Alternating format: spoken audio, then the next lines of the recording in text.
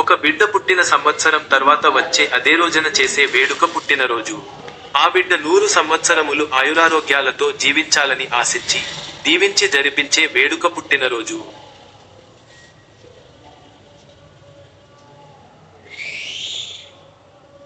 అటువంటి పుట్టినరోజుని పాశ్చాత్య ధోరణిలో బెలూన్లు కట్టి, కేకుల మీద క్రొవ్వొత్తులు పెట్టి వాటిని ఆర్పిస్తూ ఆయువుని తెలియకుండా ఆర్పిస్తున్నారు.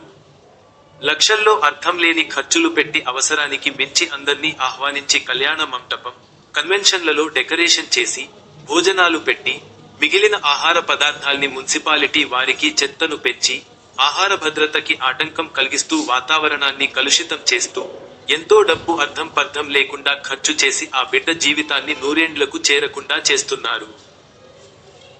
మన భారతీయులు ప్రాచీన కాలం నుంచి పాటిస్తున్న పుట్టినరోజు వేడుక విధానం ఈ విధంగా ఉండేది. బిడ్డకి పుట్టినరోజు జరపడాన్ని, చిన్న పిల్లలకి చేసే సేవల్ని దైవకార్యంగా, భక్తితో శ్రద్ధతో ఎటువంటి దోషాలకి తావివ్వకుండా జరిపించేవారు. చిన్న పిల్లల్ని దైవంతో సమానంగా భావించేవారు. బిడ్డ పుట్టినరోజు వస్తుందన్న 4 రోజుల ముందు నుంచి ప్లాన్ ప్రకారం అన్నీ సిద్ధం చేసుకునేవారు. ముందుగానే బిడ్డ తల్లిదండ్రుల బంధువులకి ఆహ్వానం పంపించేవారు.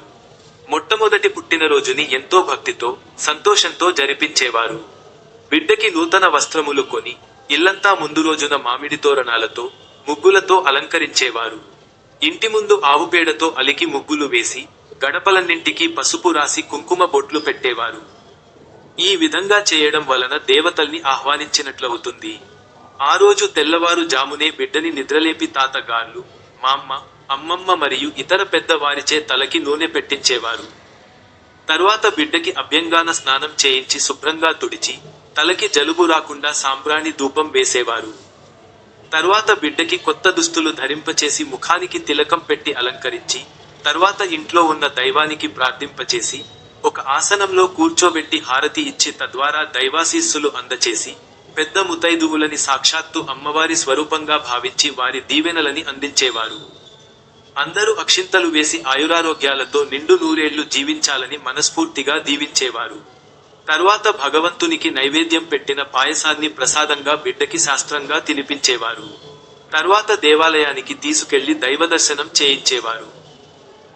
ఈ విధంగా ప్రతి సంవత్సరం పుట్టినరోజు వేడుకలు పెద్దలు సాంప్రదాయబద్ధంగా జరిపించేవారు. తరువాత పిల్లలు స్నేహితులను ఇంటికి పిలిచి తల్లిదండ్రుల సమక్షంలో పుట్టినరోజు జరుపుకునేవాళ్లు. ఈ తరం పిల్లలు, యూత్, పుట్టినరోజుని పాశ్చాత్య ధోరణిలో జరుపుకోవటానికి పట్టుపడుతూ స్నేహితులని ఖరీదైన హోటల్స్ కి తీసుకెళ్లి అర్ధరాత్రి కేకు కటింగులు చేస్తూ కేరింతలు, అరుపులు చేస్తూ, రోడ్ల మీద రచ్చ చేస్తూ, కొంతమంది మద్యం సేవించి ఇతరులకు ఇబ్బంది కలిగిస్తూ అనవసర ఆర్భాటాలకు పోయి పుట్టిన రోజుని తల్లిదండ్రులు పెద్దల సమక్షంలో కాకుండా, జరుపుకోకూడని విధంగా జరుపుకుంటూ అనవసర ఖర్చులకు కారణమవుతూ సమాజాన్ని కలుషితం చేస్తూ అదే సరైన విధానం అని అనుకుంటున్నారు. ఈ తరంలో పెద్దలు కూడా పిల్లల్ని పెడదారి పట్టిస్తూ చిన్నప్పటి నుంచే పుట్టినరోజు తదితర వేడుకల్ని కళ్యాణ మంటపం, కన్వెన్షన్ సెంటర్లలో అనవసరమైన హంగు, ఆర్భాటాలతో జరిపిస్తూ దుబారాగా ఆహారాలు తయారు చేయించి, తినగా మిగిలిన ఆహార పదార్థాలు వ్యర్థాలుగా మారడానికి, వాతావరణ కాలుష్యానికి కారణం అవుతున్నారు. భోజనానికి ప్లాస్టిక్ పళ్ళాలు, నీటికి ప్లాస్టిక్ గ్లాసులు, ఐస్ క్రీమ్ కి ప్లాస్టిక్ కప్పులు వాడటం వలన వాతావరణ సమతుల్యతను దెబ్బతీస్తూ వాతావరణ కాలుష్యానికి కారణమవుతున్నారు. పుట్టినరోజు వేడుకల్ని జరుపుకుంటూ, ఆ రోజున ఒక అనాథ ఆశ్రమంలో వారి సమక్షంలో జరుపుకొని, జీవితంలో ఏ విధమైన ఆనందానికి నోచుకోని అనాథలకు ఆనందాన్ని పంచి వారికి సంతృప్తికరమైన ఆహారాన్ని, నూతన వస్త్రాల్ని ఇవ్వడం వలన వారి ఆనందానికి కారణమై, వారి నిర్మల హృదయ కృతజ్ఞత వలన జీవితంలో ఊహించని ఉన్నత శిఖరాలు చేరడానికి ఎంతో దోహదపడుతుంది. సమాజంలో విలువలు పెరిగి వారు జీవితంలో స్థిరపడిన తర్వాత ఇదే సాంప్రదాయాన్ని తర్వాత తరాల వారికి అందించడానికి కారకులవుతారు. అన్ని రకాల వేడుకల్లో ప్లాస్టిక్ సామాగ్రికి బదులుగా అరటి ఆకులు, విస్తరాకులు, స్టీలు లేక మట్టి పాత్రలు వాడటం వలన తరువాతి తరాలకు సమతుల్యమైన, సహజమైన వాతావరణ పరిస్థితులు కాపాడి అందించటానికి ఎంతో దోహదపడుతుంది. ఇది చదివిన, విన్నవారు ఆచరణలో పెట్టగలిగితే నా ఈ ప్రయత్నం సఫలీకృతమైనట్లే. వద్రి అనంతలక్ష్మి.